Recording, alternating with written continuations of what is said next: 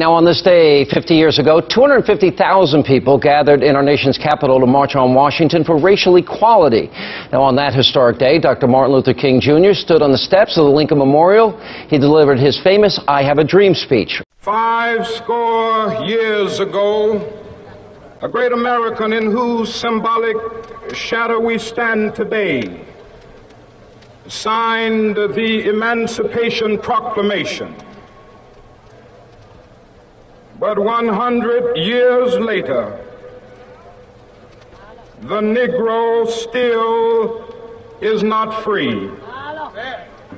100 years later, the Negro lives on a lonely island of poverty in the midst of a vast ocean of material prosperity. 100 years later,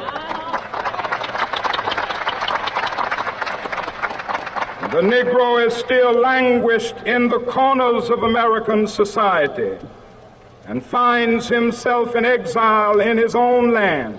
Because I have a dream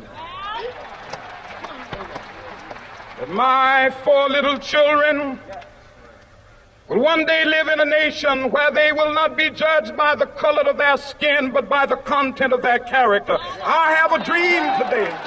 Hello.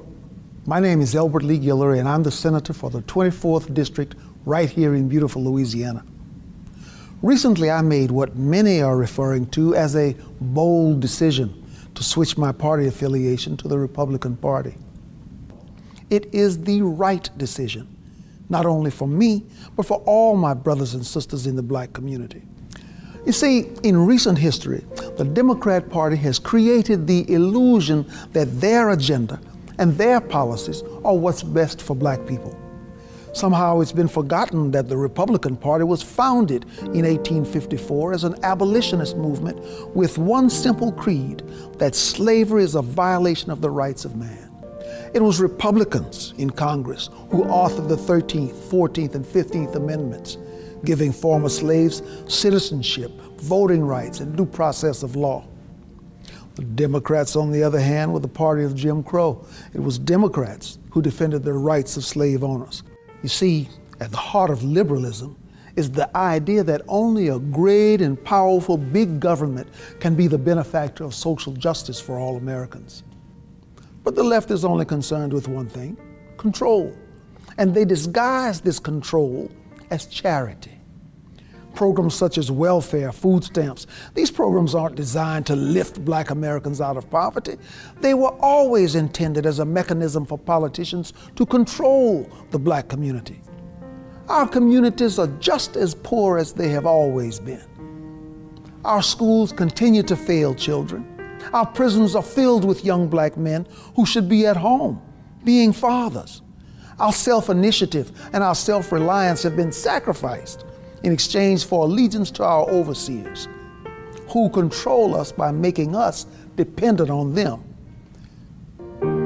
So, my brothers and sisters of the American community, please join with me today in abandoning the government plantation and the party of disappointment, so that we may all echo the words of one Republican leader who famously said, "Free at last, free at last.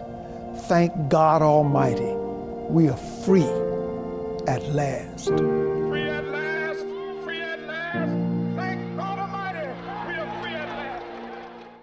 I believe my uncle would agree with him and would admire what he said. Dr. Carson is not only living the American dream, but as a mentor to many. And he's giving a wonderful example, first as a man, as a human being, and a man of African-American, descent. And so he's saying to anyone who's watching, this is America, you can make it. He's not a race baiter. He's not a hater.